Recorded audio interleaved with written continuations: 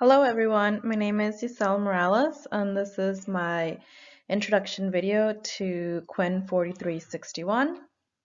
So a little overview about this PowerPoint slide. I'm going to go over about me, my education, my experience as a second language foreign language learner, and my connection to some theories. So like I said before, hello everyone, my name is Giselle Morales. I am originally from El Paso, Texas, and I grew up there my whole life. I recently moved to Houston with my husband about 2 years ago, and I am 26 years old, and I have two dogs named Stonewall and Lily, and they are my babies. Moving on to education, I graduate May 2020. I am in my second semester of student teaching. I am in a sixth grade classroom at HISD district. I am going to be certified in 4th through 8 ELAR, and I also hope to get ESL certified as well because I do have a class period that is ESL, and I find it very rewarding to teach students who learn English, learn how to read, write, and speak it. My ideal content area is obviously English language arts, and I hope to be in a sixth grade classroom in the future, but I will be happy with any grade in middle school. I love having older students, and I find it very rewarding, and I belong in middle school. So now onto my second language experiences. I am Hispanic, and I grew up around Spanish speakers. Both my parents are fluent in Spanish. Spanish is actually my first language, and I spoke Spanish up until second grade. I learned English around second grade by hearing, I was listening, and I picked it up from my peers and listening to adults. Um, I was in a bilingual classroom up until third grade, and then my teacher realized that I actually was fluent in English and moved me to an English only classroom for the rest of my elementary years.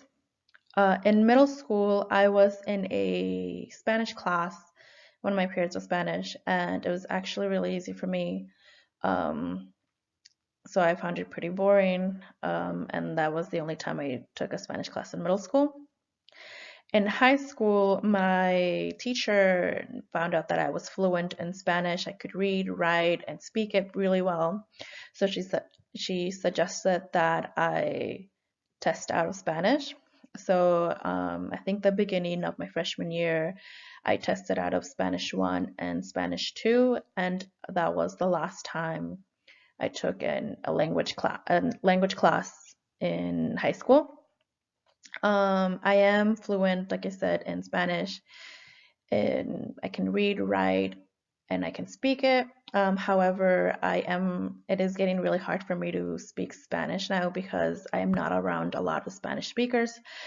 Like I said, I am in an ESL classroom and I do speak a lot of Spanish with my students, but like it's not the same as it is like talking to an adult. I'm hoping to get better at speaking Spanish, but at least I can be able to practice it every day now. Now, some connection to theories. I decided to talk about Jerome Bruner's theory because his theory resonates with my English learning experience. Um, so Bruner's theoretical framework is based on the theme that learning is an active process and learners construct new ideas or concepts based upon existing knowledge. So for me, I learned English because I was listening to everyone around me, and the school that I was at had English posted all over the hallways, and it was easy for me to pick it up. Facets of the process include selection and transformation of information, decision making and generating hypotheses, and making meaning from information and experiences. Also, cognitive structure like schema and mental models provide meaning and organization to experiences and allows the individual to go beyond the information that's given. So beyond the information that was given in the hallways, obviously, I was just able to pick it up a lot quicker I was able to pick up a book and start reading English, and it was really quick process for me to pick up the language.